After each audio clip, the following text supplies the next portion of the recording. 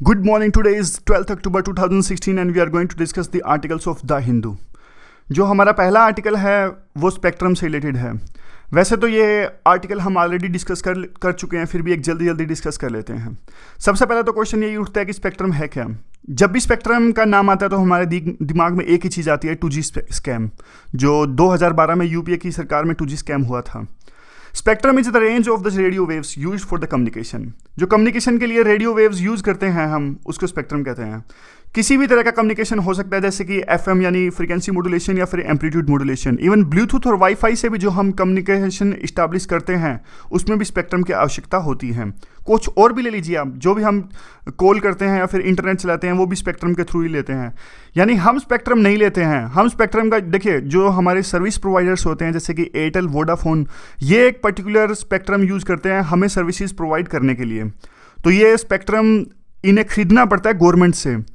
जब ये स्पेक्ट्रम को हमें सर्विसेज प्रोवाइड देने के लिए यूज करते हैं, वो खरीदते हैं गवर्नमेंट से और गवर्नमेंट को बेचती है, वही होता है कि स्पेक्ट्रम ऑक्शन। यानी इस पूरे के प्रोसेस को क्या कहते हैं, स्पेक्ट्रम ऑक्शन। अब गवर्नमेंट इनको क्यों करती है? क्योंकि ये नेचुरल रिसोर्स है।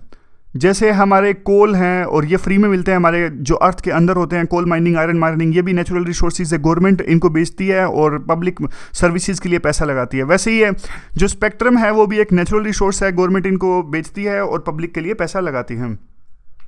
तो पिछले दिनों इनकी बोली हुई देख लिए, जो 2350 मेगाहर्ट्ज है इनके लिए इनकी बोली हुई, लेकिन नुकसान ये हुआ कि बहुत कम ये बिक पाए। यानी 2350 की जो ये बेचे गए थे 2350 मेगाहर्ट्ज पर, सिर्फ 40% प्राइस्ड रेडियो फ्रीक्वेंसी ही बिक पाई। यानी 11 में से सिर्फ 7 जो हैं जो टेलीकॉम सर्विस प्रोवाइडर्स है उनमें इन्होंने पार्टिसिपेट किया, बाकी उन्हें पार्टिसिपेट तक नहीं किया। तो कुल मिला के आप यूँ कह सकते हैं कि जो बजट एस्टिमेट था उसमें 43% का शॉर्टफॉल देखने को मिला। और स्पेक्ट्रम सेल से जो देखिए एक्सपेक्टेशंस तो बहुत कम है, 43% बजट में कम मिला है। लेकिन अब ब्लैक मनी की जो स्कीम चलाई थी गवर्नमेंट ने, ब्लैक मनी की स्कीम से गवर्नमेंट को 62,000 करोड़ का फ़ायदा हुआ था। वहाँ से जो पैसा मिला था गवर्नमेंट अब वहाँ से वो पैसा यहाँ फुलफिल कर देगी। यानी बजट का जो कम पड़ गया है वो ब्लैक मनी की स्कीम से जो फ़ायदा हुआ है वहाँ पूरा कर देगी। अब एक और रीज़न उठता है कि इतना कम सेल हुई क्यों। तो देखिए रीज़न हमने उस दिन डिस्कस किया था कि गवर्नमेंट ने जो स्टार्टिंग प्राइस है यानी रिजर्व मनी का प्राइस होता है वही इतना ज़्यादा रख दिया।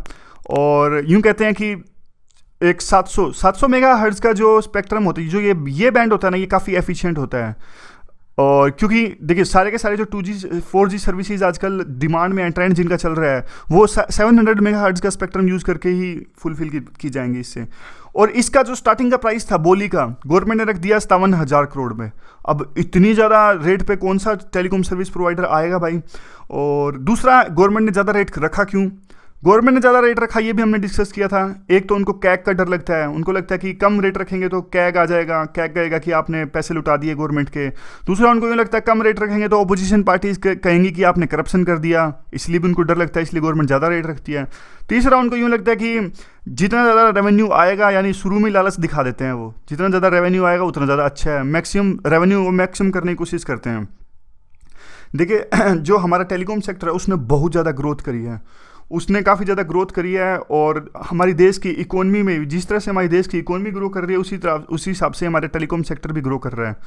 और मार्केट ज़बरदस्त है, बिलियंस लोग हमारे यहाँ पर है जिनके पास सेलफोन है, लेकिन सर्विसेज अच्छी नहीं है। सर्विसेज एक इशू यहाँ पर हो सकता है। आप देख लीजिए डाटा क्वालिटी कैसी आती है, बहुत कम स्पीड आती है। यूट्यूब की वीडियो अपलोड करने में इतना टाइम लग जाता है और इवन कॉल भी नहीं होती। जब भी किसी को कॉल करते हैं या तो नेटवर्क बिजी आता है या फिर इस रूट की सभी लाइनें व्यस्त हैं। देखिए ये सारे इश्यूज हैं। कंपनीज क्या फोकस कर रही हैं? कंपनीज आजकल सिर्फ 4G पर फोकस कर रही हैं, और वो भी अर्बन एरियाज़ में। वो आपस में एक कंपटीशन चला हुआ है कि जैसे अर्बन एरियाज़ में 4G सर्विसेज लाई जाएं। इवन अभी रिलायंस जियो जो आया है, बाकी जो कंपनीज वोडाफोन, आइडिया भी रिलायंस जियो से कंपटीशन करने की तरफ ज़्यादा ध्यान दे रही हैं। रूरल इलाकों में इसका ध्यान बिल्कुल नहीं है। तो इस चीज़ के बहुत सारा नुकसान हैं, क्योंकि देखिए हम डिजिटल इंडिया की तरफ ध्यान दे रहे हैं। डिजिटल इंडिया, हमारे देश की डेवलपमेंट अगर इकोनॉमी कंसिस्टेंट 8% पर ग्रो करनी है तो डिजिटल इंडिया का सफल होना बहुत ज़रूरी है। तो अगर इस तरह की सर्विसेज देंगे तो डिजिटल इंडिया सफल बिल्कुल नहीं होगा। तो गवर्नमेंट को अपना डर छोड़ देना चाहिए, शुरू में ही लालच नहीं दिखाना चाहिए कि 57,000 करोड़ रेट रख दें, थोड़ा ठीक ठाक रेट रखें ताकि उनको भी 2 पैसे बच जाएं टेलीकॉम कंपनीज़ को, और वो भी सस्ता अच्छी सर्विसेज जनता को दे सकें। इस तरह का ये आर्टिकल है, इस तरह का एडिटोरियल है। हमने ऑलरेडी डिस्कस कर लिया था, लेकिन फिर भी कुछ पॉइंट्स ज़्यादा थे तो इसलिए दोबारा से डिस्कस कर लिया। सॉरी। अगला जो हमारा आर्टिकल है वो इकोनॉमिक नोबेल प्राइज से रिलेटेड है। नोबेल प्राइज़ दिया गया, अभी आजकल 6 कैटेगरीज में नोबेल प्राइज़ दिया जाता है और आजकल ये दिया जा रहा है। तो इकोनॉमिक्स में मिला ओलिवर हर्ट और बेंजेट होलमिस्ट्रोम को, इनको मिला। किस लिए इनको मिला? इनको नोबेल प्राइज़ दिया गया इनकी कॉन्ट्रैक्ट थ्योरी के लिए। कॉन्ट्रैक्ट थ्योरी क्या होती है वो अभी डिस्कस करते हैं, लेकिन फिलहाल ये याद रखिए कॉन्ट्रैक्ट थ्योरी के लिए नहीं दिया गया। प्रीलिम के लिए इंपॉर्टेंट क्वेश्चन यहाँ पे हो जाता है, इवन जो भी IBPS छोटे मोटे एग्जाम होते हैं इनके लिए भी इंपॉर्टेंट है। तो कॉन्ट्रैक्ट थ्योरी है क्या? देखिए कॉन्ट्रैक्ट थ्योरी ये है, मैं आपको सिंपल टर्म्स में हम डिस्कस करते हैं क्योंकि द हिंदू में काफ़ी कॉम्प्लेक्स दिया है। एग्जीक्यूटिव को कंपनी कैसे रिवार्ड करे, इस तरह की चीज़ें डिसाइड करती है ये कॉन्ट्रैक्ट थ्योरी। यानी contract theory, contract between the company and employee कैसे शेप लेगा। कॉन्ट्रैक्ट को अगर माने तो आप, जैसे कॉन्ट्रैक्ट होगा या तो कंपनी के बीच में और इसके अलावा एम्प्लॉय के बीच में, इन दोनों के बीच में होगा एक कॉन्ट्रैक्ट है मान लीजिए आप। अब कंपनी एम्प्लॉय को कैसे रिवार्ड करेगी, किस चीज़ के लिए रिवार्ड करेगी, क्यों रिवार्ड करेगी और कब रिवार्ड करेगी। देखिए जो बेसिक पे पैकेज होता है, पे पैकेज तो हमारा फिक्स होता है, इसमें सारी चीज़ें होती हैं। आप मान लीजिए HRA TRA और ये सब होता है। तो कॉन्ट्रैक्ट थ्योरी में ये सब ही आता है कि किस चीज़ को कब बढ़ाया जाए, क्यों बढ़ाया जाए, और परफॉर्मेंस से रिलेटेड हो या फिर कब हो, कितनी छूट एम्प्लॉयज़ को दी जाए, ये सब कॉन्ट्रैक्ट में क्या क्या चीज़ें होनी चाहिए, ये सब चीज़ें डिसाइड करती है कॉन्ट्रैक्ट थ्योरी। और इन्हीं पर इन 2 बंदों ने रिसर्च करी, इसके लिए इन्हें मिला गया। तो क्या कहते हैं, इन्होंने क्या रिसर्च करी, मतलब ये तो बेसिक है ना। कॉन्ट्रैक्ट थ्योरी में इन्होंने क्या रिसर्च करी? इन्होंने कहा कि देखिए बैलेंस होना चाहिए, there must be the balance between the risk and the incentives. यानी जो कैलकुलेटेड रिस्क लेगा एम्प्लॉय, उसको इंसेंटिव मिलना चाहिए। ऐसे नहीं कि रैकलेस रिस्क लेने लग जाए। रिस्क हमेशा इनोवेशन लाता है। जब भी कोई बंदा रिस्क लेता है तो डेफिनेटली इनोवेशन आएगी, बिना रिस्क के इनोवेशन आ नहीं सकती। लेकिन इसका मतलब ये नहीं है कि रैकलेस रिस्क लेना स्टार्ट कर दे बिना मुंह पैर का। कोई भी रिस्क लेना, और इससे तो नुकसान ही होगा। बिना सोचा समझा रिस्क हमेशा नुकसान लाता है। अब देखिए, अब इसके अलावा ये कहते हैं जो यंगर एग्जीक्यूटिव्स होते हैं, यानी जो नए नए हमारे जैसे लड़के जो TCS में लगते हैं, उनको तो बोनस का वो दिखा दो, जितना ज़्यादा बोनस मिलेगा उतना ज़्यादा फायदा है, वो तो उतना अच्छा काम करेंगे। यानी यंगर जो एग्जीक्यूटिव होते हैं तो बोनस के लालच में आ जाएंगे। अब देखिए बात आती है सीनियर एग्जीक्यूटिव्स की। सीनियर CEO जो चीफ एग्जीक्यूटिव ऑफिसर होते हैं, जो रिटायर होने वाले होते हैं, उनको तो देखिए बिल्कुल भी नहीं, बोनस तो उनको चाहिए नहीं होता। ऑलरेडी बहुत ज़्यादा पैसे उन्होंने कमा लिए होते हैं। उनको चाहिए ग्रीन लाइट रिस्क लेने की। बुढ़ापे में यानी जब वो रिटायर होने वाले तो उनको ग्रीन लाइट चाहिए, भाई आप मर्जी कितना रिस्क लो, और जो अगर कुछ भी गलत हुआ, कुछ भी मैसी हुआ, तो आपके आने वाला बंदा यानी दूसरा नया CEO होगा तो वो इसको अपने आप सल्ट लेगा। नया CEO इस बात के लिए ज़्यादा तैयार होता है, उसको ये बात अच्छी लगती है कि आप रिस्क लीजिए। उनको पैसों से मतलब बोनस से एक लेवल के बाद में सैचुरेशन आ जाता है। तो फ़ायदा क्या है इस कॉन्ट्रैक्ट थ्योरी का?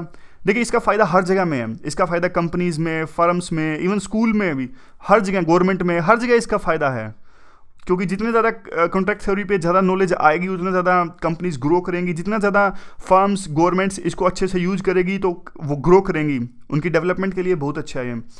परफॉर्मेंस इंसेंटिव्स डिज़ाइन करता है और एम्प्लॉयज़ ऑर्गेनाइजेशन के बीच की जो रिलेशनशिप है वो डिफाइन करती है कॉन्ट्रैक्ट थ्योरी। तो ये था सिंपल टर्म्स में हमने डिस्कस किया।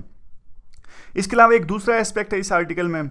अभी तक देखिए 69 से लेके 2016 तक अभी तक 77 लोगों ने ये नोबेल प्राइज़ शेयर किया है, क्योंकि एक साल में 2-3 बार भी तो मिलता है ना। और इसमें से देखिए 38 जो US सिटीजन थे और 10 थे वो UK के सिटीजन थे।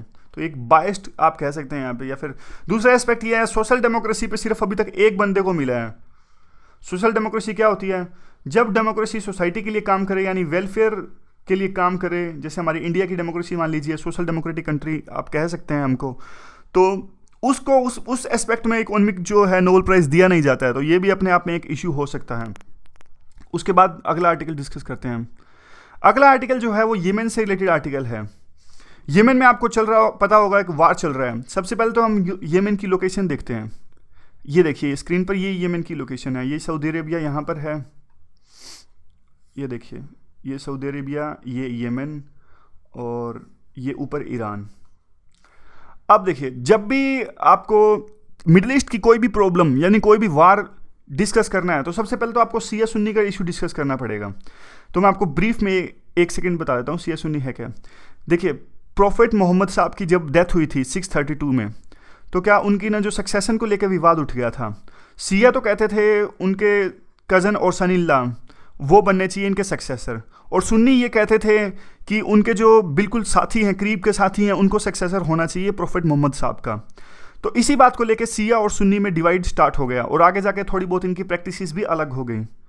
ये देखिए यहाँ पर स्क्रीन में सिया और सुन्नी के बीच का डिवाइड, सक्सेसर को लेकर ये डिवाइड है। सुन्नी अबू बकर को चाहते थे, अबू बकर होना चाहिए सक्सेसर, और ये चाहते थे अली, और उसके बाद के सक्सेसर भी यहाँ पे दिए हुए हैं। थोड़ा बहुत प्रैक्टिसेस को लेकर डिफरेंस है, लेकिन वो हमारे आर्टिकल का भी मेन मुद्दा नहीं है। अब बात आती है कौन कौन से देश सिया है, कौन कौन से देश सुन्नी है। तो देखिए, सिया सुन्नी आप थोड़ा आपको आइडिया होना चाहिए। जो इराक ईरान है मेनली, ये सिया कंट्री है। बाकी जो है इजिप्ट हो गया, और आपका जॉर्डन, इजिप्ट की स्क्रीन पे देखिए, जॉर्डन, इजिप्ट और ये सऊदी अरेबिया, ये सारे सुन्नी कंट्रीज़ हैं। तो हमेशा इनके बीच में डिवाइड होता है। कोई भी प्रॉब्लम जब होती है तो सिया सुन्नी का रूप ले लेती है। ये सिया सुन्नी का केस का अभी येमेन में देख लीजिए, येमेन में भी यही हो रहा है। येमेन में क्या हो रहा है अभी ये येमेन में वार लड़ा जा रहा है। तो सऊदी अरेबिया की साइड ये है जॉर्डन, इजिप्ट, सूडान और ये सारे कंट्रीज़ जो हैं यूएई, इनके सबका अलायंस है। और दूसरी तरफ जो अलायंस है वो है ईरान, चाइना, रशिया, ये इनको बैक कर रहा है। यानी ईरान जो है वो एक सिया डोमिनेटेड कंट्री है, और जो सऊदी अरेबिया एक सुन्नी डोमिनेटेड कंट्री है। सुन्नी का अलायंस ये है जो सऊदी अरेबिया की साइड है, और बाकी अलायंस ये है।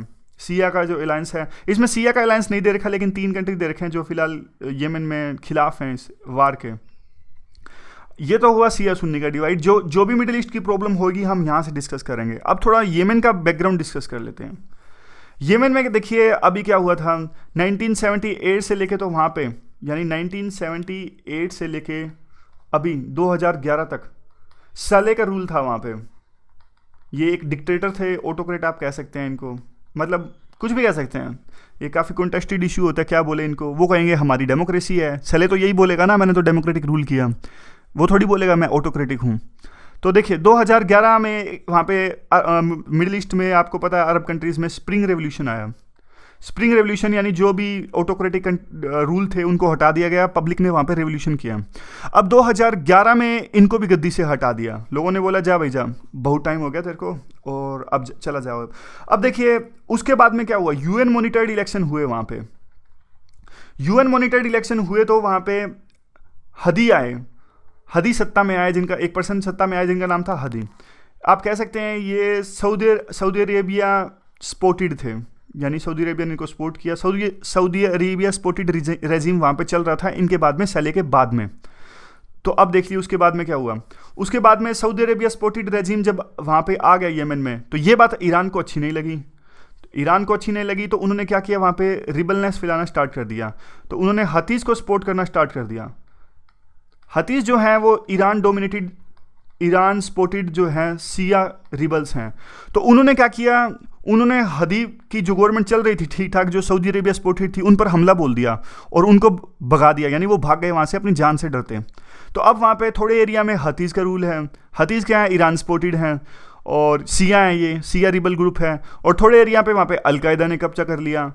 और जब भी देखिए सीरिया में क्या हुआ था, बहुत सारे एक्टर आ गए थे। जब भी मिडिल ईस्ट में कोई प्रॉब्लम होती है बहुत सारे एक्टर्स आ जाते हैं अपना अपना रूल पे कब्जा करने। तो अब क्या हुआ, हतीज़ वहाँ पे थोड़ी बहुत, हतीज़ ने वहाँ पे पावर अजमाई, थोड़े बहुत एरिया पे कब्जा किया जो कि सिया डोमिनेटेड है। तो सऊदी अरेबिया को ये बात कैसे पसंद आती है, सऊदी अरेबिया के साथ तो येमेन का बॉर्डर लगता है, यानी सऊदी अरेबिया के साथ का कंट्री, पड़ोसी कंट्री, वहाँ पे सिया का रूल। तो सऊदी अरेबिया तो सुन्नी डोमिनेटेड है, उनको बिल्कुल भी पसंद नहीं आएगा।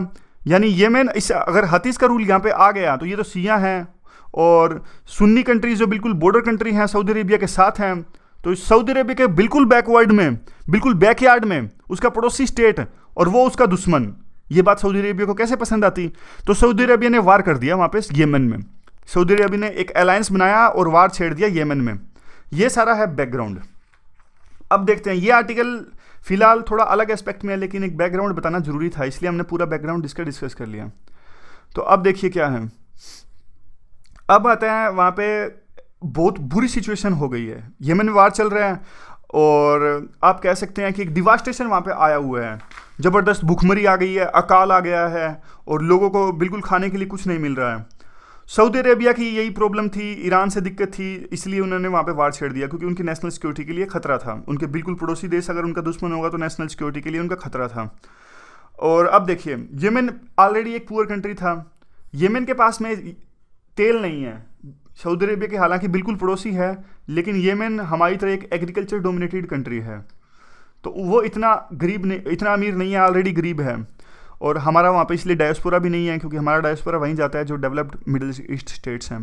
पिछले दिनों एक फूड इनसिक्योरिटी की रिपोर्ट आई, तो वहाँ पे येमेन को बहुत बुरी तरह से दिखाया गया कि येमेन में फूड सिक्योरिटी सिचुएशन बहुत ज़्यादा ख़राब है, गंभीर है, और पूरे जो विश्व की कम्युनिटी है इसको कुछ ना कुछ इस बारे में करना चाहिए। या इवन जब HDI के डेटा आते हैं, ह्यूमन डेवलपमेंट इंडेक्स के जो डेटा आते हैं, वहाँ भी देख लीजिए इनका स्थान आता है 160 आउट ऑफ 187। और सऊदी अरेबिया के अटैक ने तो पूरा का पूरा तबाही कर दिया है, सिचुएशन और ज़्यादा ख़राब हो गई है। भूखमरी के आंकड़े जो हैं, फिगर्स जो हैं, इतने इनसेंसिटिविटी से डिस्कस किए जाते हैं जैसे कि टेम्परेचर के आंकड़े डिस्कस कर रहे हैं। देखिए, आप सिर्फ इसे सऊदी अरेबिया और ईरान का वार कह के पल्ला नहीं झाड़ सकते। What about the ethics, what about the international ethics? वैसे ये लिख सकते हैं, इंटरनेशनल एथिक्स का क्वेश्चन आया था मेंस में, और आए तो आगे ये भी लिख सकते हैं। एथिक्स का आजकल कोई रोल ही नहीं रह गया है वर्ल्ड की डिजास्टर्स में। यूएसए ने देखिए जब अटैक किया था, यूएसए ने अटैक किया था वियतनाम पे 1967 में, तब वर्ल्ड की कम्युनिटी खुल के यूएसए के सामने आ गई थी। इवन तब तो यूएसए वर्ल्ड पावर था, सुपर पावर था। इवन जो यूएस के सिटीजन्स थे, नोआम चॉम्स्की और रसेल, इन सब ने भी कह दिया था कि हम ट्रिब्यूनल में जाएंगे यूएसए के वार क्राइम्स के खिलाफ में। आजकल तो कोई बोलता ही नहीं, जैसे इस पूरा वर्ल्ड थक गया हो, कि डिजास्टर्स पे बोलते बोलते। इवन पोप तो जो क्रिश्चियन कम्युनिटी के हेड हैं, वो भी हर इशू पर बोलते हैं, उन्होंने भी इस पर कुछ नहीं बोला। उन्होंने सिर्फ 4 मिशनरीज की डेथ हुई थी वहाँ पे, उन पे बोला येमेन में, लेकिन बाकी इशू पे कुछ भी नहीं बोला। What about the other citizens who are living there in Yemen, उनका क्या होगा? अब बात आती है इंडिया का क्या स्टैंड है। इंडिया का स्टैंड क्या, देखिए इंडिया का स्टैंड है, इंडिया की जो एस्पायरेशंस होती है, एम्बिशंस होते हैं, हमेशा सुपर पावर बनने के हैं, ग्लोबल पावर बनने के हैं। लेकिन जब इंडिया से पूछा जाता है कि भाई आपका स्टैंड क्या है इस येमेन इशू पे, आप ग्लोबल पावर बनना चाहते हैं, आप बोलिए, तो इंडिया कहता है भाई हमने अभी सोचा नहीं है, सोच के बताएंगे।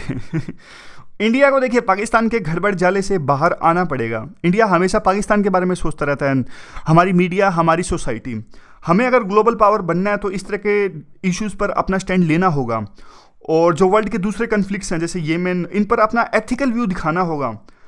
और देखिए हमारी जो मीडिया है वो भी यूएसए सेंट्रिक है, हम यूएसए सेंट्रिक हमेशा बोलते हैं, हमारी मीडिया यूएसए सेंट्रिक रहती है। जब भी ओबामा मोदी से मिलते हैं, आपने देखा ही होगा कैसे ओबामा और मोदी ने हंस हंस के बात की। हमारी मीडिया हमेशा यही दिखाती रहती है। और येमेन में हमें ऐसे इश्यूज़ पे भी ध्यान देना होगा। और हमारी इवन सोशल मूवमेंट्स होती हैं, यानी इवन जो लोग प्रोटेस्ट करते हैं, हमारी सोशल मूवमेंट्स होती हैं, वो भी लोकल इश्यूज़ तक सीमित हैं। कभी आपने देखा कि जो हमारे इंडिया के अंदर जो सिविल सोसाइटी है, येमेन जैसे इशू पर कुछ डायलॉग ऑर्गेनाइज करवा रही हो या फिर कुछ प्रोटेस्ट कर रही हो, कुछ होता ही नहीं। ना तो ये इलेक्शन इशू रहता है, ना कुछ बोलता है। इवन हमारे देखिए 125 करोड़ लोग हैं, इवन बहुत कम लोगों को पता होगा येमेन क्या इशू है, कहाँ येमेन। मतलब हमारे, आप कह सकते हैं कि हमारी जो सोसाइटी है, इंडिया की सोसाइटी, उसमें वर्ल्ड इश्यूज़ पर बिल्कुल ध्यान नहीं दिया जाता। हमें इंडिया को स्टैंड लेना चाहिए, जो भी ये वर्ल्ड के इश्यूज़ होते हैं ना, स्टारवेशन के, भूखमरी के, वायलेंस के, राइट्स के, एनर्जी के, और इन पे हमें असर्टिव स्टैंड लेना चाहिए। और जो अफ्रीका और एशिया की डाउन ट्रोडन कंट्रीज़ हैं उनके पक्ष में बोलना चाहिए। पहले हम बोलते थे, देखिए जो आज़ादी के बाद से हम एक लीडर के रूप में उभर के आए थे और पहले हम इश्यूज़ पर स्टैंड लेते थे, लेकिन आजकल बिल्कुल भी स्टैंड नहीं लेते। इवन आप कह सकते हैं जो यूएसएसआर का डिसइंटीग्रेशन हुआ था, उसके बाद में तो ऐसा लगता है कि हमने अपनी आवाज़ ही खो दी, कॉन्फिडेंस ही खो दिया बोलने का, और मोरल कंसाइंस है वो भी हमने बिल्कुल खोस ही दी है। तो इस आर्टिकल का यूज़ कहाँ है? यूज़ तो देखिए इस आर्टिकल का काफ़ी जगह पे है। इसका यूज़ है ऐसे में, इसका यूज़ है, और इवन ऐसे में देखिए कैसे यूज़ है। ऐसे में यूज़ ऐसे है कि अगर क्वेश्चन आ जाए कि India, are you seeing the India global power in the 2050, इस तरह कोई क्वेश्चन आ जाए, तो इस तरह क्वेश्चन आए तो आपको ये चीज़ें लिखनी पड़ेगी, एग्जाम्पल लिखने पड़ेंगे कि इंडिया को स्टैंड लेना पड़ेगा, स्टारवेशन, ये सब, भुखमरी, हमारे एथिक्स और ये सब चीज़ें। इवन इस आर्टिकल के यूज़ पेपर के IR में, पेपर सेकंड में भी है। वहाँ तो सीधा क्वेश्चन तो शायद नहीं आएगा पेपर सेकंड पे, लेकिन इंडिया की फॉरेन पॉलिसी पे क्वेश्चन आ जाए तो आप लिख सकते हैं। इंडिया की फॉरेन पॉलिसी पे क्वेश्चन आएगा तो आप एग्जांपल दे दीजिए कि हम अभी भी लैग कर रहे हैं, आप कहेंगे, पहले कहेंगे कि आप देखिए इंडिया की फॉरेन पॉलिसी पिछले दिनों काफ़ी एग्रेसिव हुई है और हमने प्रोएक्टिव स्टैंड लेना स्टार्ट कर दिया है, लेकिन फिर आप इसके ड्रॉबैक्स में ये एग्जांपल दोगे, नहीं येमेन जैसे इशू पर हम अभी भी नहीं स्टैंड ले पा रहे हैं। इवन यूएन का क्वेश्चन आ जाए, यूएन की परमानेंट सिक्योरिटी सीट पर क्वेश्चन आ जाए तो भी हम इसका एग्जाम्पल ले सकते हैं। We are lacking in taking the decisions on the serious issues, we can write like this, we can take the examples like this. तो यहाँ इसका यूज़ है। तो यहाँ पे क्वेश्चन भी आप डायरेक्ट भी देखिए, कुछ छोटा मोटा क्वेश्चन है, डिबेट में, इंटरव्यू में पूछा जा सकता है इसको। Should India play greater role in the conflicts like Yemen, इस तरह क्वेश्चन आ सकता है। तो देखिए अब डिस्कस करते हैं अगला आर्टिकल। जो अगला आर्टिकल वो है थोड़ा सा डिफरेंट आर्टिकल है। आपको पता होगा द हिंदू किस तरह के आर्टिकल्स देता है। एक लेवल के बाद में हिंदू हर तरह के पक्ष सामने लाने की कोशिश करता है, और अभी आर्टिकल से आप हो सकता है इत्तेफाक ना रखें, लेकिन वो बात है ना, I may agree with you, I may not agree with you whatever you say, but I shall defend to you that your right to say. अच्छा, अब क्या है, यूरी अटैक के बाद में क्या हुआ है? यूरी अटैक के बाद में पूरे देश में माहौल गरमाया हुआ है वार के लेके, और कुछ लोग तो सबूत मांग रहे हैं कि आप सबूत दीजिए सर्जिकल स्ट्राइक्स का। तो गवर्नमेंट या फिर बाकी एक पैराडाइम उभर कर आता है कि जो लोग सबूत मांग रहे हैं वो एंटी नेशनल हैं, और आप सबूत नहीं मांग सकते क्योंकि ये हमारे देश के खिलाफ है, हमारे देश की सिक्योरिटी के खिलाफ में है। और गवर्नमेंट भी कहती है कि आप गवर्नमेंट को क्वेश्चन कर सकते हो, लेकिन आर्मी को क्वेश्चन आप नहीं कर सकते, क्योंकि आर्मी को अगर आप क्वेश्चन करोगे तो आप एंटी नेशनल है, और आर्मी को क्वेश्चन करना ये उनकी इंसल्ट है, तो you can't question the army. और हमारा देखिए, हमारे देश की में कुछ मिलिट्री डिक्टेटरशिप थोड़ी है कि हम आर्मी को क्रिटिसाइज़ नहीं कर सकते, आर्मी को डिस्कस नहीं कर सकते। हम तो एक डेमोक्रेटिक हैं और वर्ल्ड की लार्जेस्ट डेमोक्रेसी हमारी है, तो why not we can discuss the issues of army, why can't we criticise the army, what is the harm in this.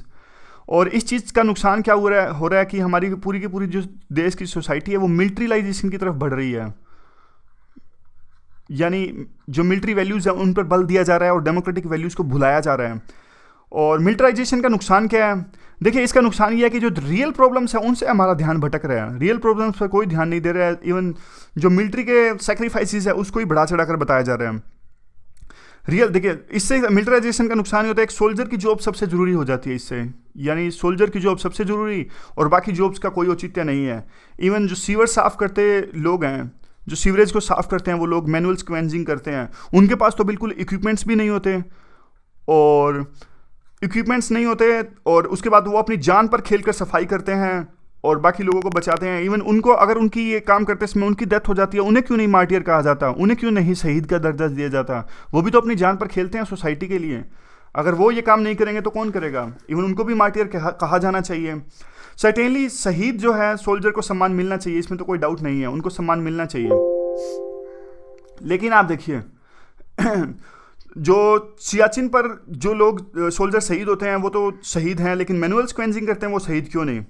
But what about the other persons who do their job in the hazardous conditions? There are other persons also. Even media देख लीजिए आप, media जो है 1.2 million जो है बच्चों की death होती है हर साल में, यानी 12 लाख बच्चों की डेथ होती है, उस पर क्यों नहीं बोलती? आयरनी तो ये है, देखिए एक इसमें आयरनी भी है।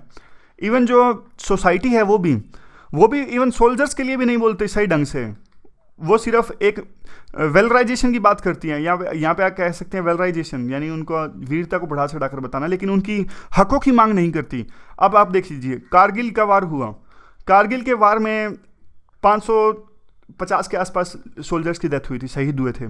और ऑपरेशन पराक्रम हुआ था कब? पार्लियामेंट अटैक के बाद में, जब हमारे देश ने, हमारी जो गवर्नमेंट थी उस टाइम पे पूरे के पूरे फोर्सेस को मोबिलाइज कर दिया था बॉर्डर पे, यानी फोर्सेस को बॉर्डर पे लाकर खड़ा कर दिया था बहुत लार्ज स्केल पर, और इवन उस ऑपरेशन में 800 सोल्जर शहीद हो गए। तो कोई आवाज़ नहीं उठा था, ऐसे कैसे भाई? एक वार में तो आपके 550 सोल्जर शहीद होते हैं और ऑपरेशन पराक्रम में सिर्फ 800 सोल्जर्स, मतलब सिर्फ नहीं, सॉरी, मतलब कहने का मतलब है इतने ज़्यादा 800 सोल्जर्स की डेथ हो गई। ऐसा क्यों? मतलब कोई वार भी नहीं हुआ, 800 सोल्जर्स हमारे शहीद हो गए, ऐसा क्यों? क्या सोल्जर्स का खून इतना सस्ता है? तो इस पर कोई सवाल नहीं उठा था। यानी इन बातों पर तो गवर्नमेंट पर सवाल उठाने चाहिए। देखिए उसके बाद में क्या है, इंडिया जो पाकिस्तान का है, इंडिया पाकिस्तान में क्या डिफरेंस है? इंडिया पाकिस्तान में जब भी डिफरेंस की बात आती है तो लोग ये नहीं कहते कि हाँ भाई इंडिया की आर्मी बड़ी है, ठीक है। इंडिया पाकिस्तान में डिफरेंस की बात आती है तो हमारे दोनों के बीच में डिफरेंस ये है, मेन हमारा देश डेमोक्रेटिक कंट्री है, हमारे देश में डेमोक्रेसी में कॉन्स्टिट्यूशनल वैल्यूज़ पर बल दिया जाता है, कॉन्स्टिट्यूशनल वैल्यूज़ को ऊपर रखा जाता है, लेकिन पाकिस्तान में ऐसा नहीं होता है। और बात आती है, अब देखिए मिलिट्री थोड़ी कॉन्स्टिट्यूशनल वैल्यूज़ को डिक्टेट करती है, कॉन्स्टिट्यूशनल वैल्यूज़ को तो गवर्नमेंट डिक्टेट करती है, सोसाइटी डिक्टेट करती है, डेमोक्रेसी डिक्टेट करती है। तो डेमोक्रेसी में देखिए हर इंस्टीट्यूशन की अकाउंटेबिलिटी होनी चाहिए, हमारी लार्जेस्ट डेमोक्रेसी है और हर इंस्टीट्यूशन की अकाउंटेबिलिटी होनी चाहिए, चाहे वो आर्मी क्यों ना हो। आर्मी में भी देखिए करप्शन होता है, आर्मी में जो डील्स होती हैं, जो हाई परचेज डील्स होती हैं, उनमें करप्शन होता है, लैंड स्कैम भी होता है आर्मी में। तो आर्मी को भी एक अकाउंटेबल होना चाहिए और जो देश का सोल्जर का सेक्रीफाइस है उसको अटमोस्ट रिस्पेक्ट देनी चाहिए, बट इसके अलावा सोसाइटी को नहीं भूलना चाहिए। Poverty is the biggest killer here, poverty से इतनी डेथ होती हैं तो उसको भी नहीं भूलना चाहिए। तो इस तरह का ये आर्टिकल था। इस आर्टिकल के बारे में मेरी तो कोई ओपिनियन है नहीं, आप बताइए आपकी क्या ओपिनियन है इस बारे में, और ज़रूर लिखिए कमेंट में इस आर्टिकल के बारे में आप क्या सोचते हैं। Okay, thanks very much for listening.